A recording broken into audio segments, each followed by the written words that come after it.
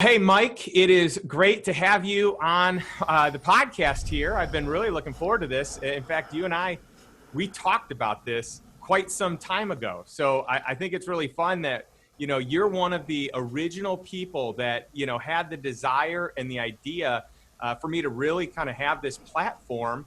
And here we are. We get a chance to talk about it here today. So welcome.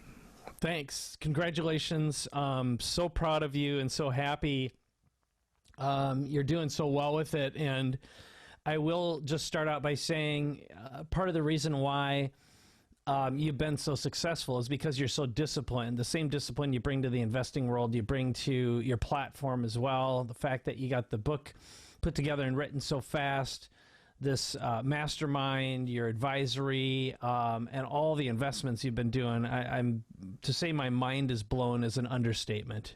Oh, thanks. I appreciate it. It's nice when you have fun people to collaborate with. And so, when I think about this and I think about how much time you and I have spent just talking at length on deals and just the ability to communicate ideas and just your creative juices, you've been such a huge support to me on so many levels. And so it's just so wonderful that we can actually share some time here on this episode.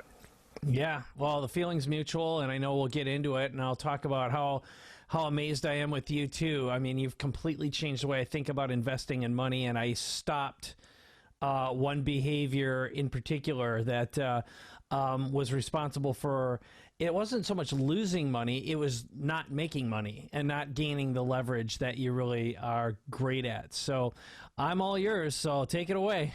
Awesome. Well, I think it might be fun, as much as I want to dive into that topic right now, I actually want to hold off because you and we met in kind of a really fun, unique circumstance, right? We were hanging out with a mutual friend, Brad Weimer, and we were at his mastermind. We were spending some time in Fiji together, and we had never met each other. Yeah, we'd never met each other before. We both share, literally like probably hundreds of mutual connections. So it's actually funny that we had never really met in person before. Yeah, it was divine timing for sure. And I think we just had that immediate connection. And the more I listened to you, the more I said, well, here's a guy who's got something special.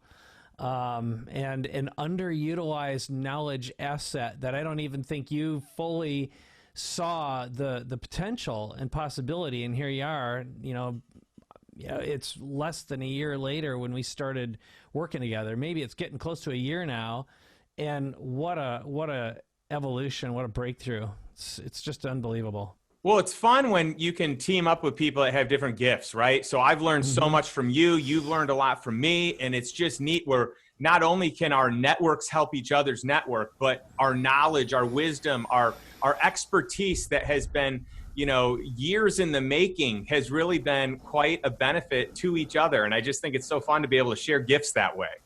Yeah. And we should probably give some of them away to our audience today, shouldn't we? I definitely think we should. Let's definitely do that. It's interesting because, when you take this concept of investing, it can be such a polarizing topic. It can also be a topic where people just feel really insecure because they don't know a lot. And it's almost like they disengage or never even engage in the first place because of just a lack of understanding or an ignorance. And it's not that tough if you find the right people to surround yourself with. And you're the master of that, surrounding yourself with the who, and the who helps with the how. That's right. Yeah. In fact, we should probably mention and reference a great resource right off the bat, which is a book that my good friend Dr. Ben Hardy wrote called Who Not How, with Dan Sullivan, and it's about just that. And with the big idea is how powerful collaboration is. So if you take two people and you can create competition-free collaborative zones, and it's not so much leverage, but multiply each other's skill sets and talents. So I think of it, there's leverage and then there's a fulcrum. And a fulcrum is what gives you that extra travel, that extra distance. And, you get two people together, combine the right mindset, the right ideas, and magic can happen so fast, and it's true alchemy as well. You know, you can turn lead into gold in a matter of minutes. In your case, being able to really, you know, when I met you, what I felt was you had this incredible gift that you had developed. It wasn't like someone just handed it to you. You worked hard studying every imaginable investor. And when I asked you, you know, do you have a book? Do you speak? Do you have a course? And you're like, no, but I'd like to.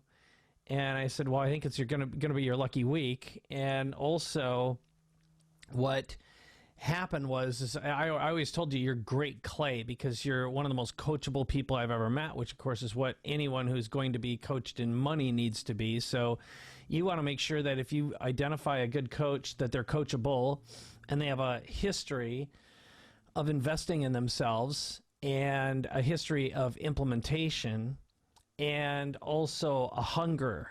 And you certainly have all of those things. But what made you unique that I see, and I think it's part of my own skill set, is being able to identify raw talent, finding a good way to package that person. And in your case, I mean, we literally invented the term, the concept lifestyle investor in an afternoon. And I think that through my lens, through an investing perspective, what you do that's unique is look through a series of filters, which is not just finding a good deal, but being able to combine multiple stacks to get more of a return, whether it's negotiating a better deal and better terms, or what you call sidecar agreements, where there's another benefit, another benefit, and another benefit. And the same is true in creating a platform with someone. In your case, raw talent, coachability, great skills, and then a topic that everyone should and does want to learn about, which is how do I make more money and build a passive income stream with the least amount of risk. I mean, there isn't a better package than that, especially when you can and do fulfill and deliver on that promise. So I know this sounds like a big worship Justin moment, but I think what I would like everyone to really know and understand is you're never too late to start investing. And if you're an investor, you've really got to stay open and have a beginner's brain, because right out of nowhere, someone's going to come along with some ideas and some concepts that are subtly nuanced from the mainstream, and being able to combine strategies and knowledge, especially like in your case, you exposed yourself to hundreds of different authors and investors, and then, you know, hybridize that. But it took your unique lens to be able to craft and create something new from that. And that, I think, is the beauty of evolutionary thought and business and investing overall. So those are a lot of ideas, but I've been thinking about this for quite some time, especially after having worked with you for the past year or so. Yeah, and it's so neat because I've been a practitioner, you know, my whole career, and I've coached some people periodically over the last decade. You know, there's no doubt about that. But, you know, really to take the, you know, all the how-tos, like, well, how do I do this? How do I do all these things I haven't done? You've been great in terms of supporting me, making it fun, but it's like, oh, it's easy to get it done. Just surround yourself with the people that can help you do it. And you've been one of them, and you've had a bunch of resources to others that have just been incredible to work with. And so, you know, whenever anyone says, you know, hey, Justin, you know, what's your greatest resource? I always tell them my greatest resource is my network. There's no doubt about that. And especially when I have people like you in my network, where I'd say you have one of the best networks of anyone I know. And it's fun combining them. You know, it's been a blast. Yeah.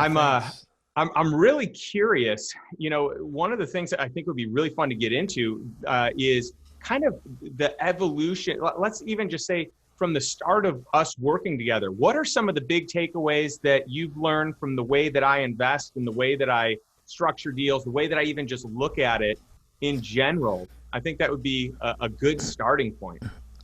Okay. Yeah, that's a great question. I think one of them is you do look in unusual and non-obvious places. So one of the things that grabbed my attention the first time we spoke is I asked you a series of questions about investing, and finally I said, well, give me an example of one of your best investments. So we came, I wanted to deconstruct how you think and see if there was a system or a process there. That's just the way I approach conversations, and after creating information products and businesses out of ideas for the past 30 years, that's where I began. And I didn't have an agenda necessarily so much as I just wanted to understand. And from there, it evolved into, holy cow, I think you're sitting on a beautiful little gold mine here.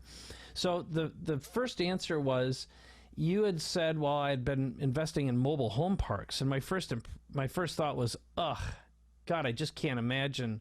You know, I grew up next to a bad mobile home park, so I had a bad taste in my mouth. It wasn't like out here in San Diego where I drive through the mobile home parks and they're like, shoot, this looks awesome, you know?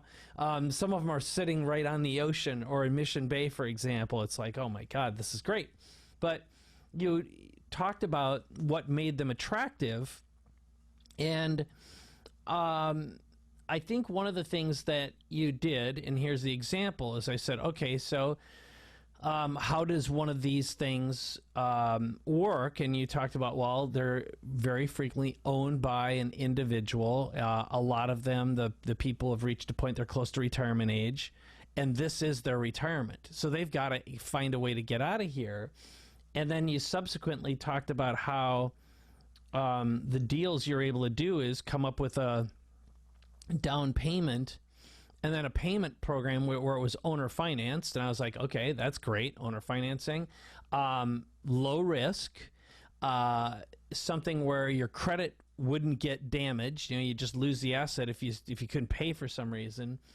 And because you're a different mind, you'd be able to go in and spot what could be some non-obvious upgrades that an owner who'd been there 20 or 30 years either never did or it never dawned on them. So you could do those right away. That'd be low cost, enabling you to immediately increase the prices and then create new opportunities inside that asset. So those are some of the rule sets, you know, creating new opportunities. How do you increase the price? How do you get owner financing? How do you keep it low risk?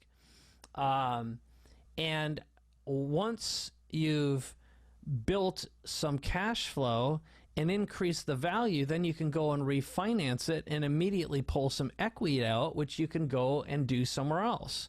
So that's a really, really interesting stack that I hadn't learned these things before. And to someone who's an experienced investor might be, but then you would go out and find different assets to invest in that have a very different characteristic. Again, reducing or eliminating the risk. That extra money would enable you to get into a next level investment that might be a higher level commercial real estate opportunity, or a software business, or in your case, being able to do an Orange Theory, or again, you had so many unique and interesting things. And then, you know, just in conversation, I remember when we started collaborating and just imagining together, I said, well, Justin, and we talked a little bit about advising and coaching people, whether it be one-on-one or a group basis. And I said, well, you know, if you had a group together, that could give you even more leverage. If you had an investor who would do one-on-one with you, where you could charge a lot of money for, that would give you access and enable you to, again, gain access to even bigger deals. Because if you've got a group environment, well, suddenly you've got 25 or 50 investors that you could pool together resources. So I think what really became interesting is where there were just multiple points of leverage, not just in investing itself, but in building an ecosystem. And if you fast forward to now, where you're building a platform with the podcast and the book, that's going to give you even greater access, even greater value, and you're building a legend for yourself. So I know I probably went off on way too many directions here, but I think that there's a lot of nuance, there's a lot of power here when people start seeing all the potential and possibilities.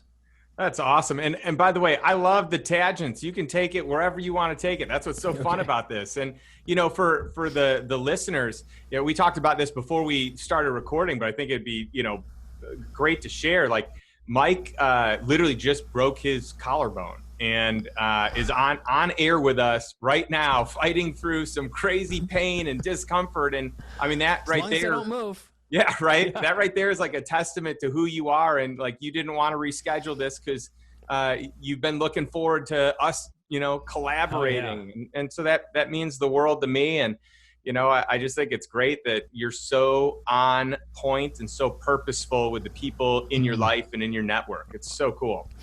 Well, you're important to me, and to use the classic line, the show must go on. So all I got to do is just not move. It's just a matter of just pivoting. Just don't turn or twist that body. It is incredible how fundamentally, I always thought of the collarbone as just like, it's kind of like a throwaway thing. You hear about someone, a collarbone, it's like no big deal. It maintains the structural integrity of your frame. And when that thing is cracked, and there's nothing you can do about it really other than restrict movement.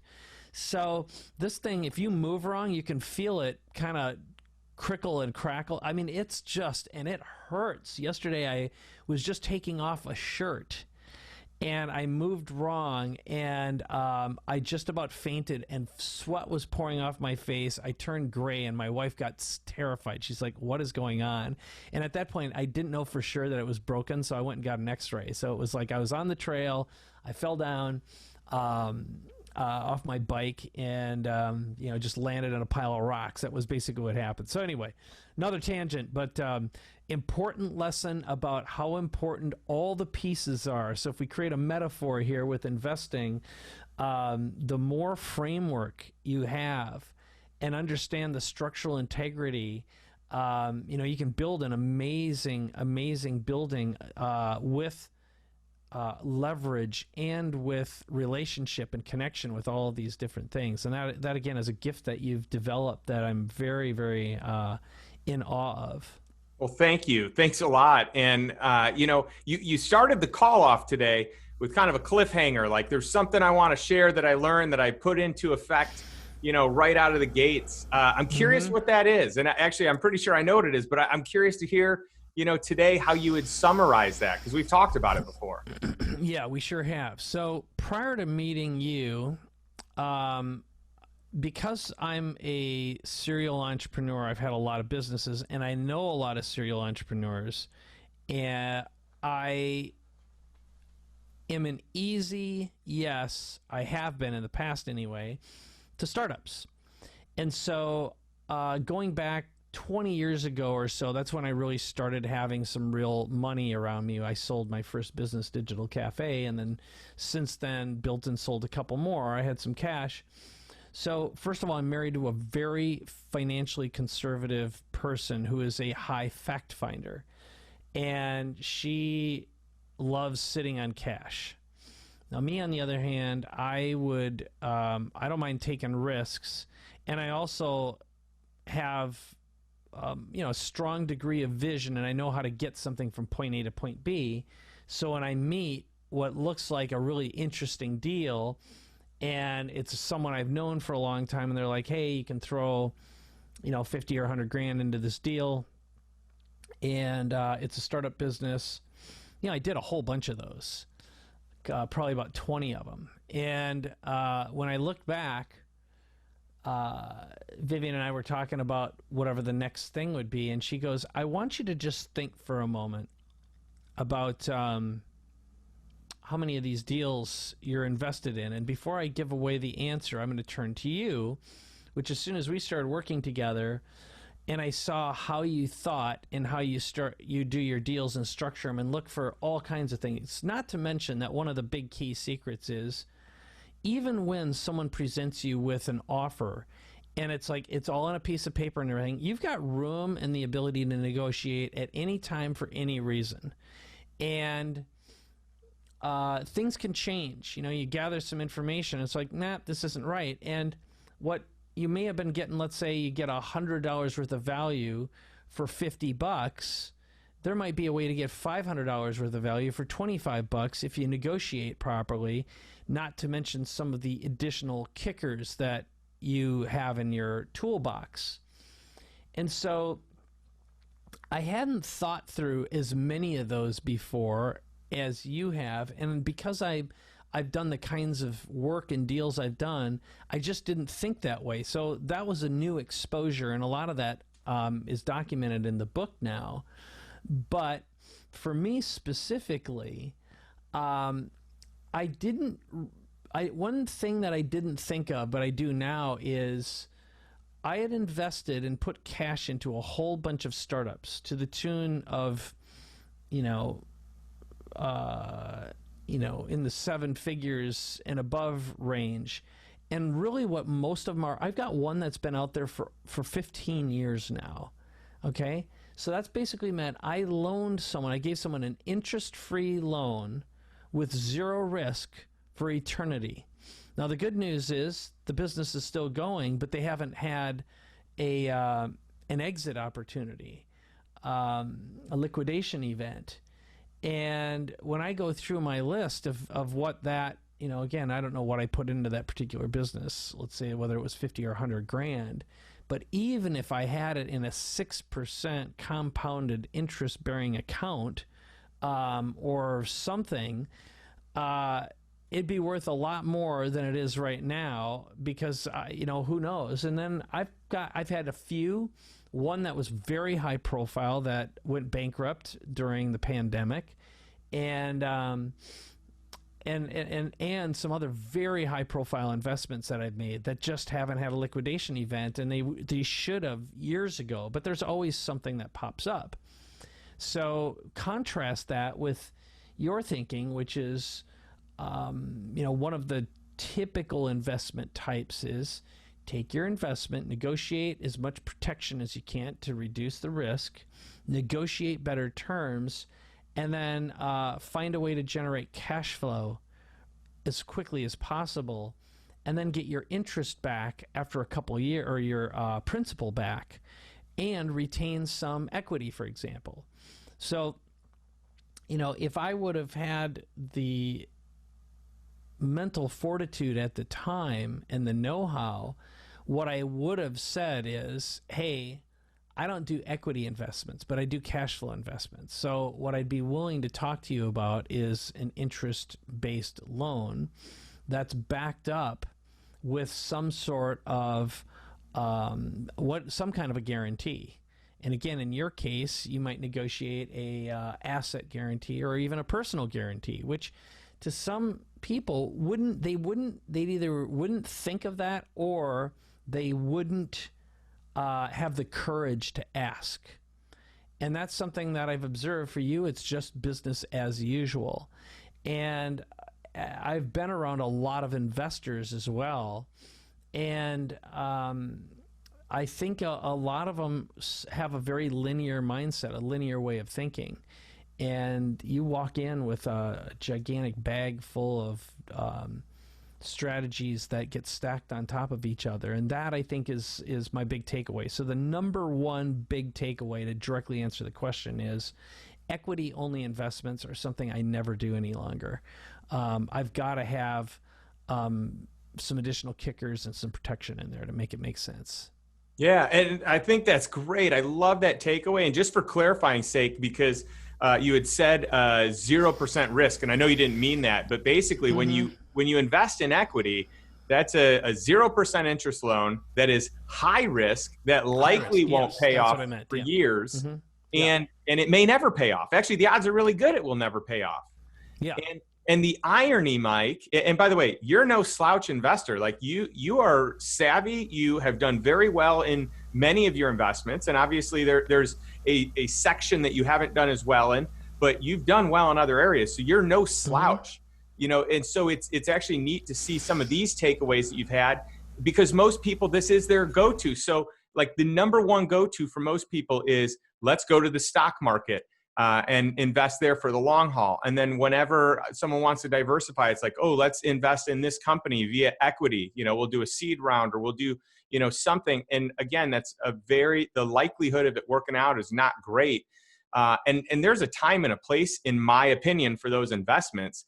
But I don't think that it should come before having all of your expenses, your living expenses covered. I think you should first focus on having assets that produce enough income to live the life that you desire to live. And then from there, diversify into those riskier assets. And by the way, I call the stock market a risky asset because it's unpredictable.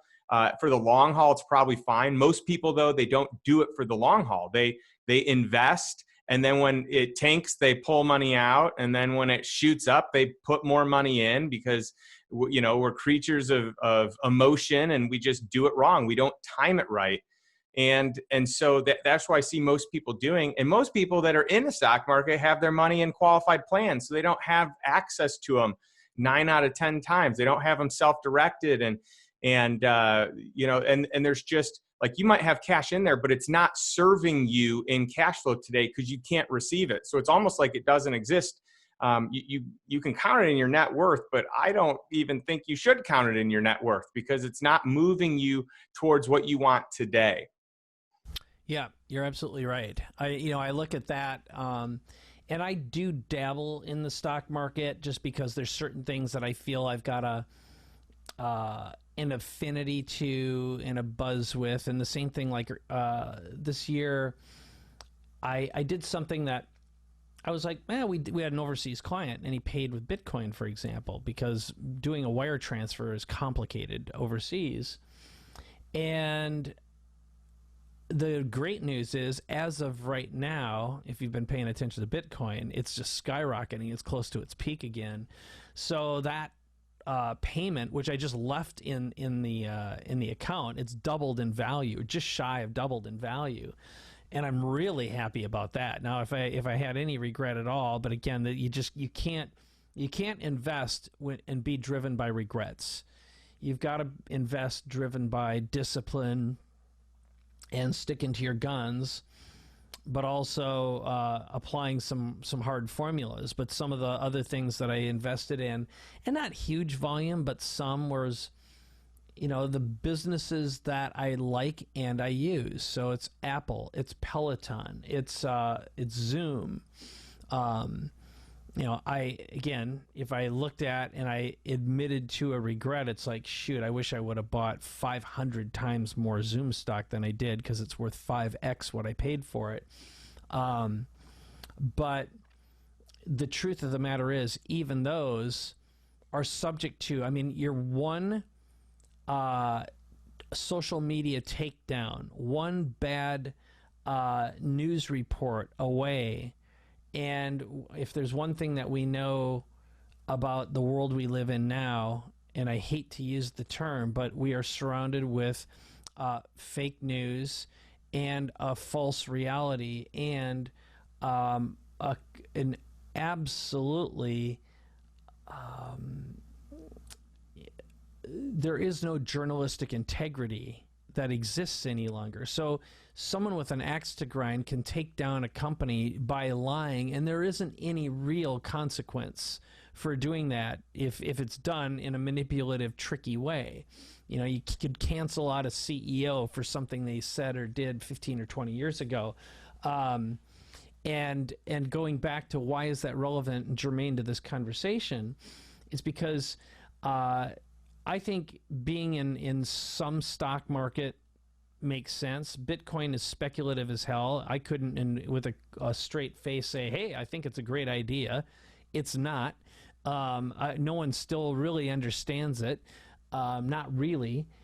So what actually has long-term value? Well, people always need a place to live, and they need to eat, and they will always spend money on entertainment.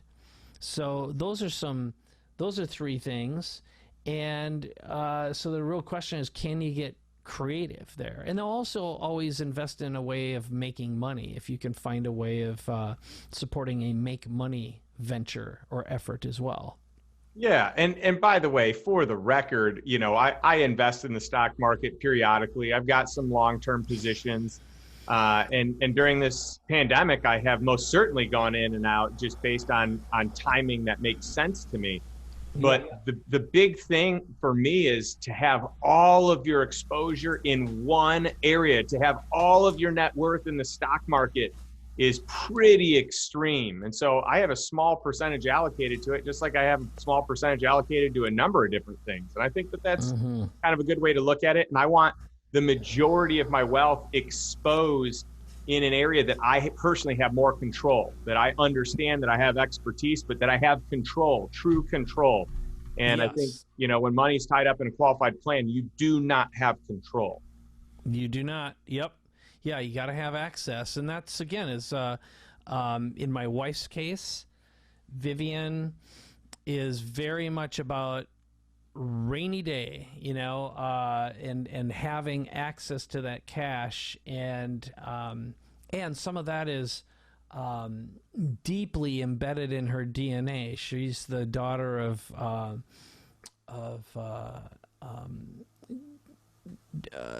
Holocaust surviving Jews. Her parents were Holocaust survivors, and they came here with nothing after losing nothing, having everything taken from them. And her father came from a wealthy family in Yugoslavia, and everyone was, taken off to the ovens and in the trains, and then they managed to escape and get here with nothing, and he never got his legs under him again. So for her, that deep embedded programming is don't trust systems you can't control, and keep dry powder around, I guess is the term that's used these days, is be prepared.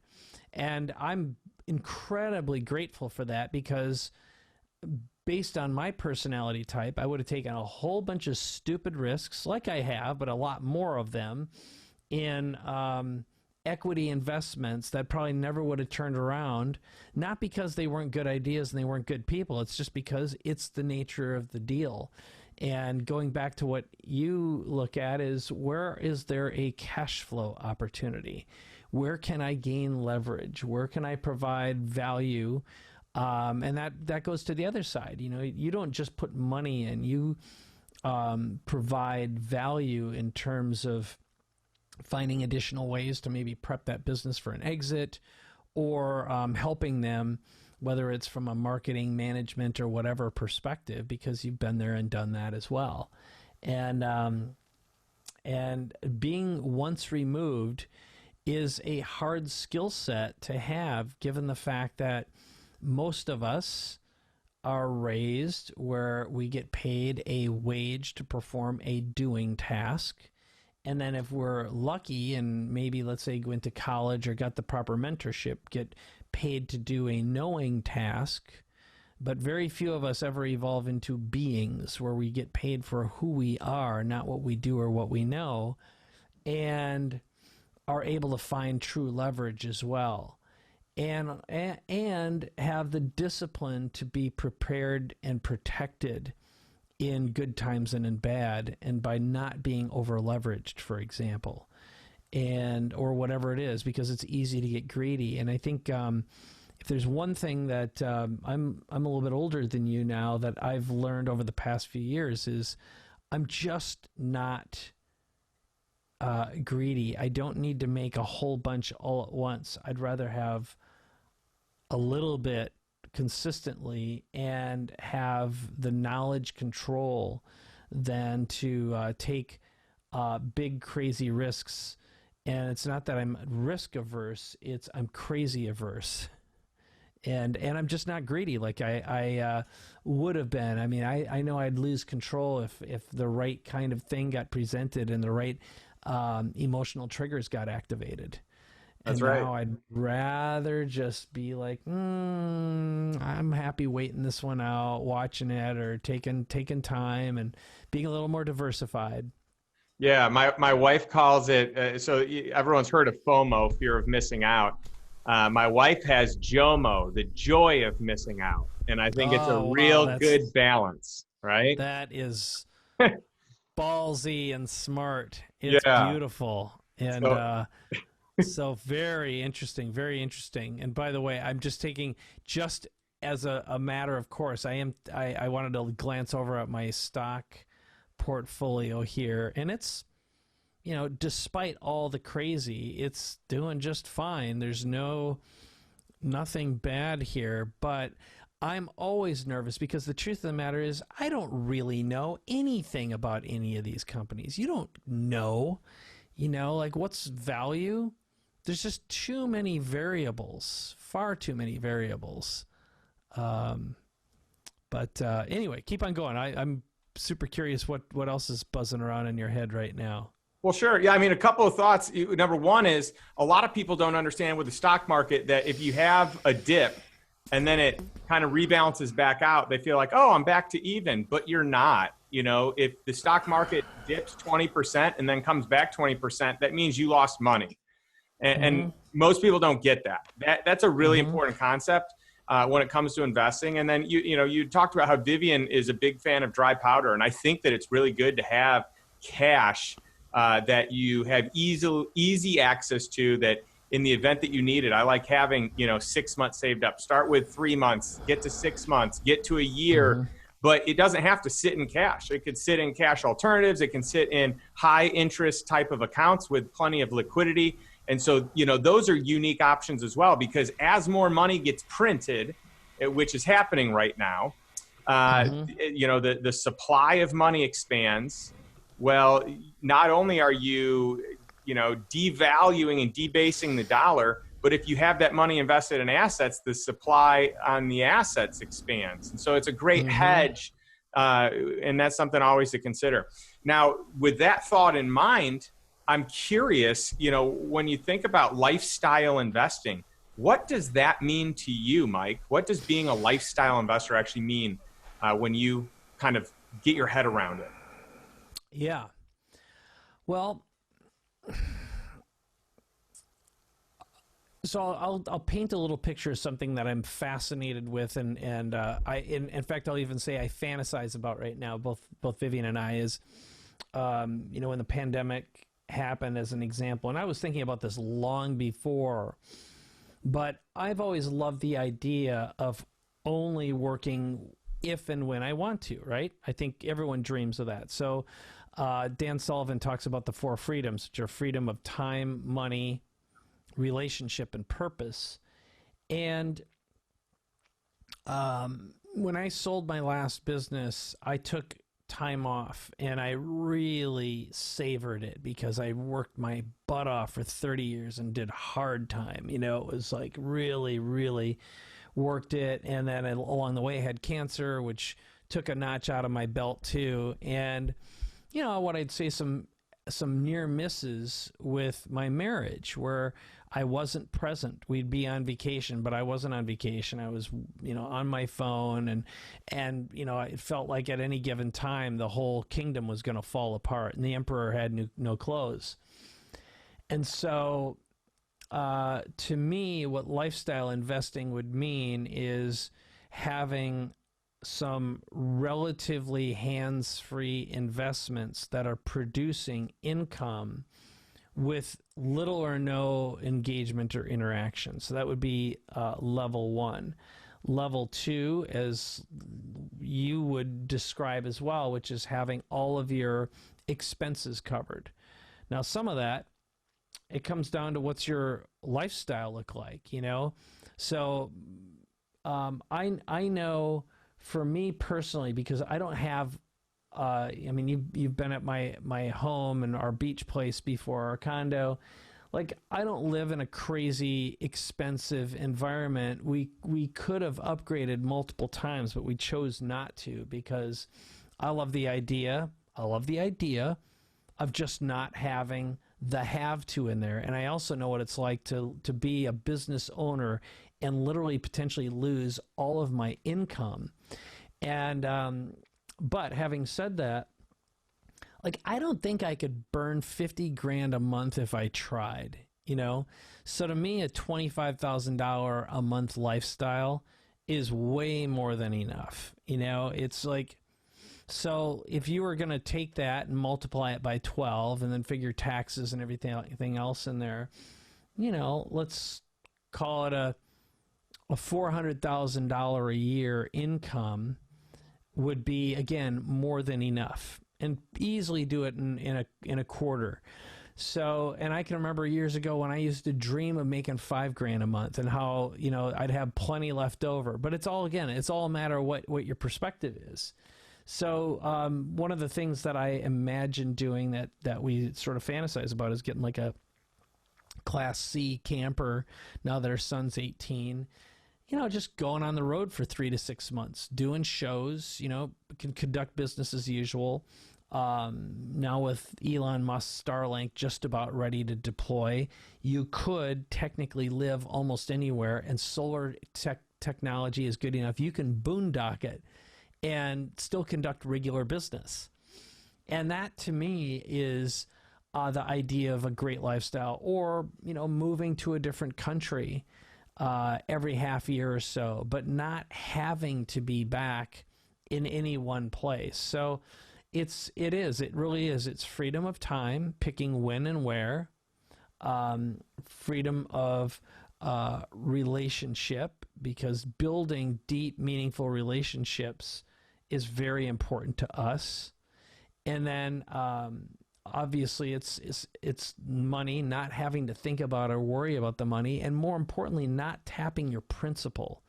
You want to be throwing off cash flow that you can live on and not worry about it, or not care about it, or not think about it. To you, it's sort of like, if I feel like X tonight, I'm going to. If some new doodad captures my attention and I want it, I can stroke a check, and it doesn't matter. And then purpose as well, which is work is one thing, but maybe you want to pursue something you're deeply passionate about that has nothing to do with any of this. And it could be as simple as, I just feel like reading the entire Dune series, or diving into Shakespeare and reading every piece of Shakespeare, for whatever it is. It's like, it doesn't have to have value and importance outside of your head. So those are the things. And while maintaining a great health and deep, meaningful relationship with my spouse, those are the key things that pop into my head. So it's not a simple formula, but I think everyone can relate to it on some level. But I love the idea of sitting on a lake and fishing every day. I just love to look at fish, be around water, and it's important to me. And at the same time, you want to have a business and something that you're passionate about to provide value for other people as well, and maybe write books, or, in the case of both of us, having podcasts. It's delightful. Yeah, that's such a cool answer, Mike. I love hearing that. I love hearing what you're passionate about. I love hearing, when you dial things back and you just get to, like, what's the most important thing? It's relationship with your spouse, your children. It's having purpose and meaning in your life, and contributing in a way where, A, you feel filled up, but B, you can fill other people up. I just think that that's so amazing. I know that you've had a tremendous amount of success in your personal and professional life. I mean, you've overcome cancer. You have, been resilient through many different businesses. You've had several exits. I believe you had 4 different business exits. And you have advised countless other entrepreneurs and companies. And so you've just had a great track record and a great, let's call it professional life, to put it plainly. I'm curious what you're working on right now that's most exciting to you. Wow. Well, so one of them is this movement towards a new level of freedom. For example, Vivian and I, we were in Bend, Oregon, and then Portland, and then in Tucson, Arizona last week. So we went on a little trip. We picked up our son, who had been away and living in the woods for 80 days. I don't know if you and I have had a chance to talk about that. He did something called knowles.edu. Came back a different human being. It's awesome. Highly recommend that. It's a rite of passage. So I'm really invested in, the family unit and the intimacy I have with my wife. We've got a better relationship now than we have in our 20 years together, which is, I'm proud of that. That's, and my son as well. He knows who I am. I know who he is. We've got a great relationship, and he's ready for his next journey in life post high school. From a business perspective, I've got 2 podcasts. I love doing what we did together, which is working with collaborative, imaginative, coachable clients who are interested in building their platforms. And something that you and I haven't had a chance to talk about yet, but I'm toying with right now is something called cold email and cold connection technologies, which basically means, like, for example, for you, if you and I sat down, we can search through a database with 220 million contacts in it and identify certain types and then get their data, and then we have to find creative ways. How do we connect with them and introduce ourselves in a way that's non-offensive and interesting? And so I've got a few ideas on that specifically for you, with you, especially when your book is released. But then there's any number of techniques and strategies to make that happen. And so I love coming up with creative technology marketing ways to create a connection and get someone to raise their hand and say, I've been looking for someone just like you. How do we start working together? I love that line. And then the other thing that I'm fascinated by right now, and again, I don't know how much of this you and I have talked about, but not long ago I went up and I've been doing stem cell treatments, but also peptide treatments, which there is a variety of peptides that are really, really good for the body and help with healing, etc. But there's also something called NAD, which you got to look it up. It's NAD, intravenous. And I can't remember exactly what it stands for. It's a it's hard to describe, but they combine this. It's multivitamins, glutathione, and or something called alpha lipoic acid, but it activates your mitochondria, and like the next day your brain is so clear. You're so detoxed. Every part of your body, your skin, your brain, even your eyesight and your hearing, you actually notice an improvement in all your senses. So I've been making time to do that weekly. And so what I found is you can definitely increase and improve your productivity and your mindset by giving yourself that extra gap. So my goal is to be twice as productive and work 4 days a week and have 3-day weekends, and then ideally take, I think in a perfect world, it'd be nice to take a week off a month. I don't know how long you can be away comfortably without things kind of drifting apart. Again, it depends on your business, right? But the nature of mine is it's relationship oriented. I've got to be really working closely, like with people like you. So staying in contact is important. And I don't really need or want to be away like 2 or 3 months at a time necessarily. I want to be present, and I want that collaborative ecosystem that's a byproduct of the kind of work we do.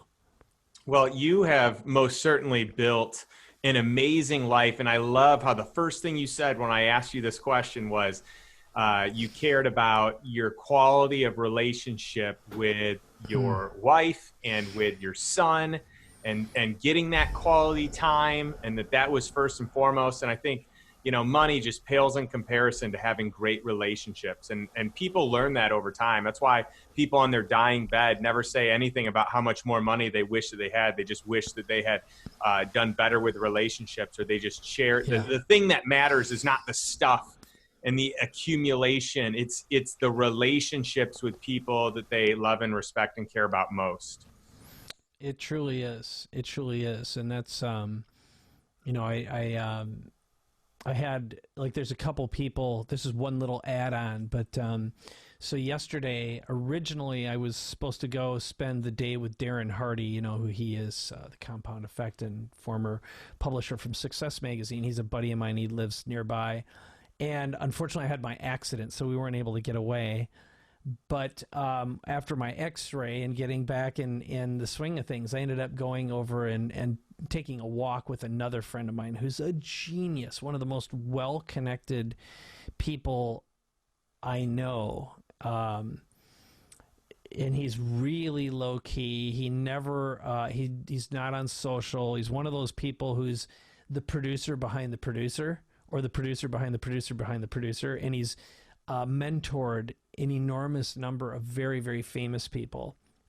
But we got together yesterday, and you know, he paid me the best compliment ever. He said, since the pandemic began in March, I haven't been around or with anyone. You're the first person I said yes to. And I thought, well, you know, there's something to be said about having deep, meaningful relationships. And I think that really, you said it right. I mean, I've been on the edge of death a couple times, and I think and you know, even falling off my bike the other day and cracking my collarbone. Like, for a moment, I was like, okay, am I all here? Am I conscious? You know, I know what it's like to have a concussion or be knocked silly. I was wearing a helmet. But that pain, I was like, shit, I know for sure I broke something. And I got up, and I was like, you know what? Just the wrong twist, the wrong turn. I could have been paralyzed, could have died, or could have been really badly injured. And I'll tell you, this is a big reminder to just take that time, because, you know, you do never know. And I know a lot of rich people who've died, and they were almost ready to take that time out, almost ready to fill in the blanks here, because they were almost there. And the beauty of lifestyle investing and the whole concept behind what you are about and what you stand for is making and creating an ecosystem and an environment, personally and professionally, that protect you, that allow you to live more. And that really, if there is a theme that the next time you and I do a creative deep dive and come up with some of the messaging for the book promo and some of the other things that are coming up, I really think that that's something that we want to talk about, is what lifestyle investing is about: living more. It's about living better. And that's what's attractive to me. And I've also learned in this process of learning with you and alongside you is how I spent my professional career not thinking like you do. And I have a deep appreciation for that. So adopting a lifestyle investor mindset is the gateway to that quality of life that I think all of us want. But it's giving yourself permission to know that you can actually have it now, as long as you're willing to put in the work. Yeah, that's so powerful. Yeah, that is. I love the way that you break it down and simplify it. That's so good. Hey, Mike, if people want to connect with you online, where should they go? All right. Well, the shortcut to my website is paidforlife.com. It's also my name, MikeKoenigs.com. And then, of course, I've got 2 podcasts. So generally speaking, the best way to ever get podcast listeners is for me to recommend that my audience goes to you, and vice versa. So one of them is Capability Amplifier with Dan Sullivan, the great Dan Sullivan from Strategic Coach. The second is called The Big Leap with Gay Hendricks, who is the author of The Big Leap and 37 other books. Really remarkable guy. They're both of them are like best friend, brother, father, grandfather mentors all rolled in one. They're both 76 years old, go figure, and just genius, brilliant men who think powerfully. And I admire them, and it's just always an honor to be able to collaborate with them as well. Oh, that's so great. Yes, two brilliant people, and it's so important that we get people that are more wise, have more life years than we do, that we can learn Mm-hmm. from and glean from. And I know you're great at that, and that's something I've been very disciplined about over the years as well. Yeah. Um, Mike, I just have loved spending time with you here today, as I always do whenever we get together. I just Yeah. thoroughly enjoy it. And hey, is there anything else you want to share before we wrap things up here today? Well, there's a couple goodies and gifts. If you're, if you hit my website, I've got a giveaway on there. One of them is how to make your Zoom meetings awesome, but I've also got some new content that you'll get access to on selling. Because I think one of the smartest things you can do is no matter what business or industry you're in, is learn how to enroll more effectively and charge more money. I know that's one of the things that we worked on together, which is creating a $250,000 offer, creating a $50,000 offer. And when you master your own self-worth and learn how to ask for more and receive more, that means you can work less, and it means you got more available to invest. So one of the best ways to get your kickstart, because if you're like, well, I don't have enough money to invest, is one of your fears. It's sort of like, well, that is a skill you can learn. And I just did a series of trainings for how to increase and improve your sales that are on my social channels. And that would be one big piece of advice. And it is a game changer and a life changer. And you can learn the principles in a matter of 50 minutes. So that That's would awesome. be my other piece of advice. How's that? So cool. Thank you for sharing, Mike. And thanks so Mm-hmm. much for your time. And especially on a day where I know you are in pain. So thank you for spending it here with us and with You're me. a And pain reliever, not a pain giver. So thank you. I love it. Well, I All just want right. to encourage our listeners to take some sort of action. Focus on taking one step, more towards your financial freedom. Get out of your comfort zone and move towards a life that's going to bring passion and joy and really make you a better version of who you desire to become. Thanks for listening, and we'll talk soon.